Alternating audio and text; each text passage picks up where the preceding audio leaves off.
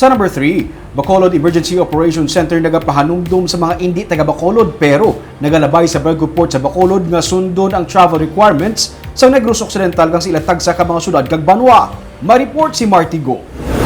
Sa BREDCO Port, nagadungka ang mga barko nga ginasakyan sa mga nagapinauli nga pumuluyo sa Bacolod kag Negros Occidental. Gani hindi malikawan nga mayara sang iban nga nagatalang kung ano nga travel requirements ang ilang nga i-comply sa pagpauli. Ginaathag ni Dr. Chris Sorongon, ang Deputy for Medical sang Bacolod Emergency Operations Center, nga hindi parehas ang travel requirements sang Bacolod kag Negros Occidental.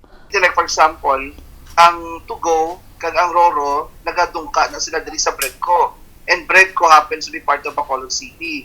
So since all the while they thought nga ang entering nila is Bacolod City, they have to comply with the requirements of Bacolod City before they go to the respective LGUs which is outside of Bacolod. Ginpahayag ni Sorongon nga ang mga indi taga Bacolod nga nagaabot sa BREDCO Port ang dapat nga mag-coordinate sa ilatag sa mga banwa kag syudad kag sa provincial government.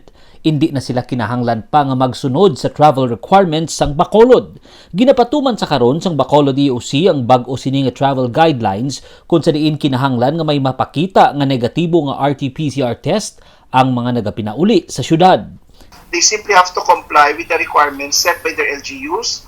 And then, as far as swabbing is concerned, upon arrival at the ports and airports, Negros Occidental Provincial Office will do the swab, and then they will be picked up by the respective LGUs.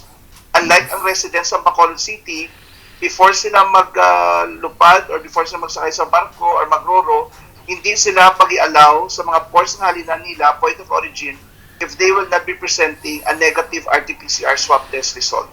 Ginaistoryahan man karon sang Bacolod EOC ang mahimo nga pagbag-o sang travel guidelines sang mga nagapinauli nga OFW kag returning overseas Filipinos karon nga may bag-o naman nga guidelines ang National IATF sa mga OFW kag ROF matapos ang paglaptas ang bag-o nga strain sang COVID-19 gikan sa United Kingdom. Martigo para sa Digicast Negros.